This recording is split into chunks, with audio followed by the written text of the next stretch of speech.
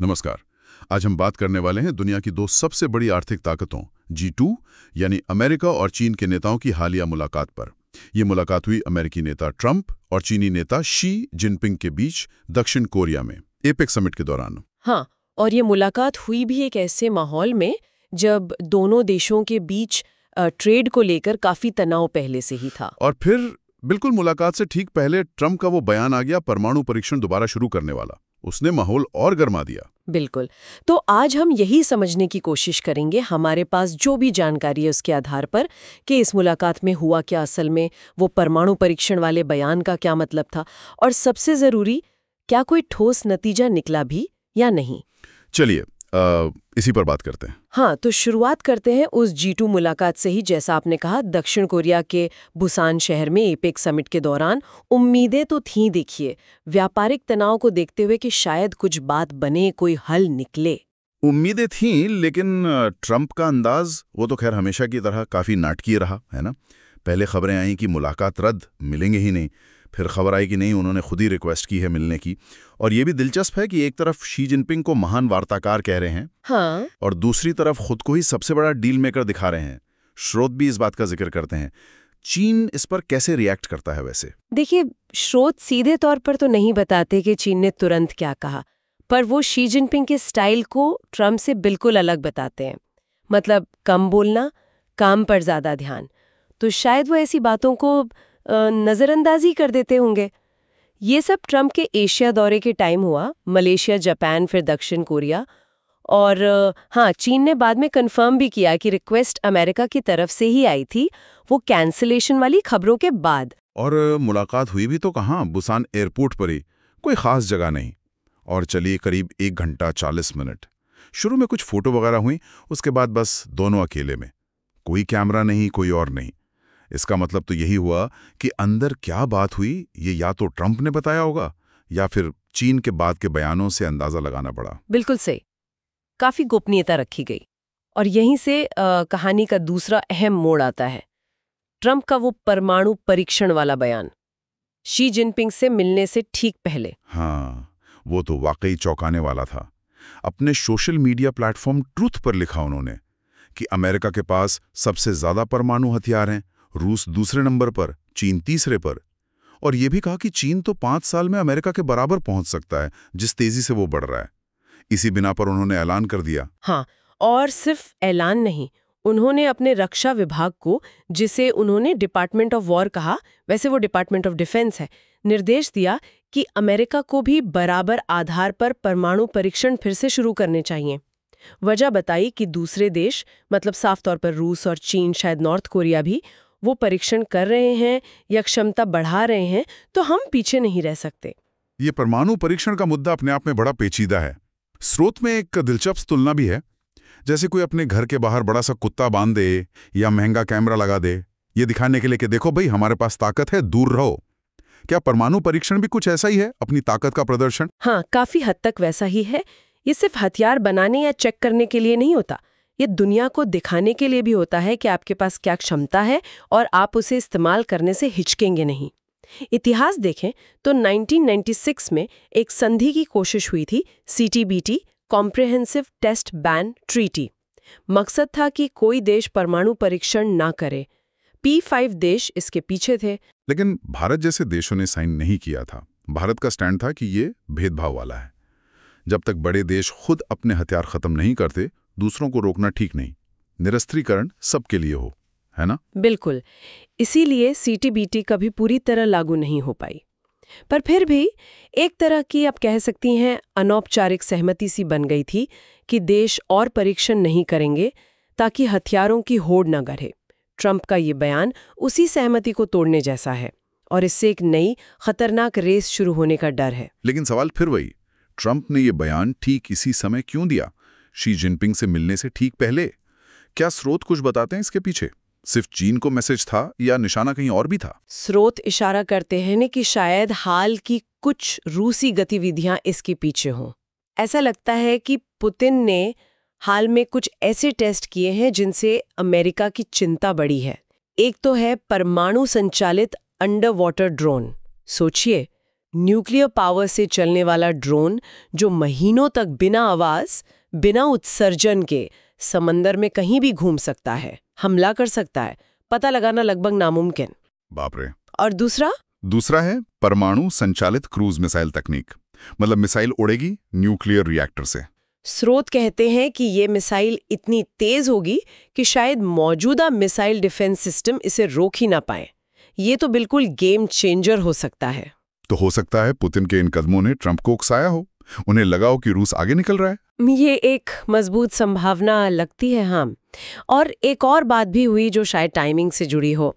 जब ट्रंप दक्षिण कोरिया पहुंचे, ठीक उसी वक्त उत्तर कोरिया ने मिसाइल टेस्ट किया। ये शायद नॉर्थ कोरिया का अपना तरीका था ध्यान खींचने का। तो ट्रंप शायद ये दिखाना चाह रहे थे कि देखो, इस तनाव वाले इलाके में अमेरिका अपनी ताकत दिखाने से पीछे नहीं हटेगा, चाहे रूस हो, चीन हो या नॉर्थ कोरिया। तो ये एक तरह से मल्टी लेवल सिग्नलिंग हो सकती है। वैसे स्रोत दुनिया की परमाणु शक्तियों का एक अंदाजा भी बताते हैं। अमेरिका नंबर 1, फिर रूस, चीन, यूके, फ्रांस, भारत, पाकिस्तान। हालांकि ये सिर्फ अंदाजे हैं। बिल्कुल, असल में तो तबाही के लिए कुछ ही हथियार काफी हैं। ट्रंप के इस बयान के बाद उनके कुछ समर्थकों ने तारीफ भी की कि देखो कितने मजबूत नेता हैं।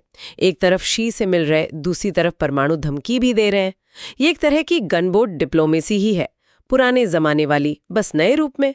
खैर, परमाणु कूटनीति से हटकर अब उस मुद्दे पर आते हैं जिसका शायद सबको ज्यादा इंतजार था, ट्रेड डील। अमेरिका चीन के बीच जो ट्रेड वॉर चल रहा था, उसमें कुछ ब्रेक थ्रू हुआ। ये ट्रेड वॉर शुरू हुआ था जब ट्रंप ने चीन से आने वाले सामान पर भारी पारस्परिक शुल्क लगाए थे। ये पारस्परिक शुल्क क्या चीज है, आसान शब्दों में? पारस्परिक शुल्क मतलब रेसिप्रोकल टैरिफ्स, सीधा हिसाब। जैसा तुम मेरे साथ करोगे वैसा मैं तुम्हारे साथ करूंगा। ट्रंप का कहना था कि चीन अमेरिकी सामान पर जितना टैरिफ लगाता है या अमेरिकी कंपनियों के लिए जितनी मुश्किलें खड़ी करता है, अमेरिका भी उतना ही चीनी सामान और कंपनियों के साथ करेगा। स्रोत बताते हैं कि ये शुल्क कहीं-कहीं तो 145% तक पहुंच गए थे। बहुत ज्यादा है ये। और चीन ने भी जवाब दिया था। अमेरिकी सोयाबीन का इंपोर्ट रोक दिया था, जो एक बड़ा कदम था। सोयाबीन अमेरिकी किसानों के लिए बहुत अहम है और वो ट्रंप का वोट बैंक भी है। तो इसका राजनीतिक दबाव तो था ही। सही कहा। इसी माहौल में ये G2 मुलाकात हुई और मुलाकात खत्म होते ही ट्रंप का धमाकेदार ऐलान, एक बड़ी ट्रेड डील हो गई। दावा किया कि चीन फिर से भारी मात्रा में अमेरिकी सोयाबीन खरीदेगा और साथ ही रेयर अर्थ मिनरल्स की सप्लाई भी दोबारा शुरू करेगा। ये रेयर अर्थ मिनरल्स क्यों इतने जरूरी हैं, ये भी समझना होगा। हाँ, बताइए जरा, ये रेयर अर्थ मिनरल्स क्या भला है? देखिए, ये 17 तत्व हैं जो आज की टेक्नोलॉजी के लिए कतई ज़रूरी हैं। स्मार्टफोन, इलेक्ट्रिक गाड़ियाँ, मिसाइल, विंड टर्बाइन, सब में लगते हैं ये। और इनकी सप्लाई पर चीन का लगभग कब्जा है। दुनिया का 80-90% चीन से आता है। तो अगर चीन सप्लाई रोक दे तो पूरी दुनिया की टेक इंडस्ट्री बैठ सकती है। ट्रंप का दावा था कि चीन ये सप्लाई फिर से शुरू करने पर मान गया है। अच्छा, तो ट्रंप के दावे थे सोयाबीन की खरीद, रेयर अर्थ की सप्लाई, बदले में अमेरिका क्या दे रहा था? ट्रंप ने कहा कि अमेरिका चीनी सामान पर लगे टैरिफ 10% कम करेगा। स्रोतों में नंबर्स पर थोड़ा कंफ्यूजन है। कोई 55 से 45% कहता है, कोई 57 से 47%, पर बात 10% कमी की थी। ठीक है, ये तो हुई ट्रंप की घोषणा, बड़े जोरदार दावे। लेकिन सबसे बड़ा सवाल क्या, चीन ने इन बातों को माना, कंफर्म किया? बीजिंग से कोई बयान आया कि हाँ, हम सोयाबीन लेंगे, रेयर अर्थ देंगे और हमें 10% टैरिफ कट मिला है? यहीं पर कहानी में पेंच है। जवाब है नहीं। चीन की सरकार की तरफ से इन खास बातों पर, soybean, rare earth, tariff cut, कोई भी आधिकारिक पुष्टि नहीं आई, कोई बयान नहीं। न ही कोई फॉर्मल अग्रीमेंट साइन हुआ, न कोई साझा दस्तावेज जारी हुआ, जैसा कि आमतौर पर इतने बड़े ट्रेड डील्स में होता है। तो फिर चीन की तरफ से आया क्या? कुछ तो कहा होगा। जो एकमात्र रिएक्शन आया वो अमेरिका में चीनी दूतावास का एक बयान था, और वो भी बहुत ही सामान्य सा, गोलमोल सा। उसमें कहा गया कि दोनों पक्षों को बड़ा सोचना चाहिए, लॉन्ग टर्म सहयोग देखना चाहिए और बदले की कार्रवाई के दुष्चक्र से बचना चाहिए। बयान में ये भी कहा कि चीन हर तरह के रिस्क से निपटने में सक्षम है, पर डील की पुष्टि बिल्कुल नहीं। तो इस चुप्पी का या इस गोलमोल बयान का क्या मतलब निकालें फिर? क्या ये एक तरह से ट्रंप के दावों को नकारना था? ज्यादातर एक्सपर्ट्स ने इसे ऐसे ही देखा। ये भविष्य में सहयोग की इच्छा जताने जैसा था, पर अभी कोई ठोस डील हुई है ऐसा बिल्कुल नहीं कहा। इसीलिए स्रोत का विश्लेषण ये है कि बहुत मुमकिन है कि ट्रंप ने ये घोषणा सिर्फ घरेलू राजनीति के लिए की है। मतलब अपने किसानों को, वोटरों को दिखाने के लिए कि देखो मैं चीन से जीत कर आया हूं। भले ही जमीन पर कोई पक्का समझौता ना हुआ हो, शायद घोषणा ही ज्यादा जरूरी थी उनके लिए। स्रोत इसकी तुलना ट्रंप के उस दावे से भी करते हैं जब उन्होंने कहा था कि उन्होंने भारत पाकिस्तान के बीच मध्यस्थता कराई है, जिसे भारत ने कभी माना ही नहीं। क्या वही पैटर्न है ये? ऐसा ही लगता है। स्रोत साफ कहते हैं कोई औपचारिक व्यापार समझौता सहमत नहीं हुआ। स्थिति ये है कि एक पक्ष कह रहा है डील हो गई, दूसरा पक्ष या तो चुप है या गोलमोल बात कर रहा है, और कोई कागज भी नहीं है।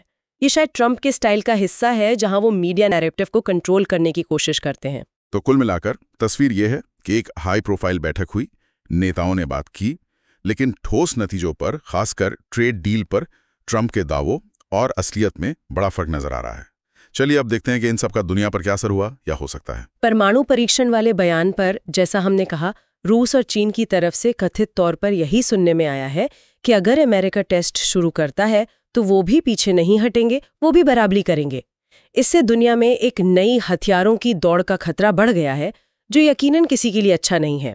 और ट्रेड वाले मोर्चे पर क्या बाजारों ने ट्रंप के दावे पर यकीन कर लिया? पूरी तरह नहीं। घोषणा के बावजूद बाजार में अनिश्चितता बनी रही, क्योंकि चीन की तरफ से पुष्टि नहीं आई, तो सबको पता था कि मामला अभी लटका हुआ है। जब तक दोनों तरफ से आधिकारिक पुष्टि न हो, ये अनिश्चितता रहेगी। भारत के नजरिए से देखें तो अमेरिका चीन की ये खींचतान तो चलती ही रहेगी। इसके भारत के लिए कुछ मौके भी हो सकते हैं, जैसे कंपनियां चीन से निकलकर भारत आएं, पर दूसरी तरफ ग्लोबल अस्थिरता और ट्रेड वॉर का असर भारत पर भी पड़ सकता है। स्रोत एक बात का जिक्र करते हैं जो शायद भारत के लिए थोड़ी राहत की हो। अमेरिका ने हाल ही में भारत को चाबहार पोर्ट के जरिए अफगानिस्तान से ट्रेड जारी रखने के लिए 6 महीने की छूट दी है। हाँ, इसे शायद अमेरिका का भारत के प्रति कुछ सकारात्मक संकेत माना जा सकता है, खासकर ईरान पर प्रतिबंधों के बावजूद।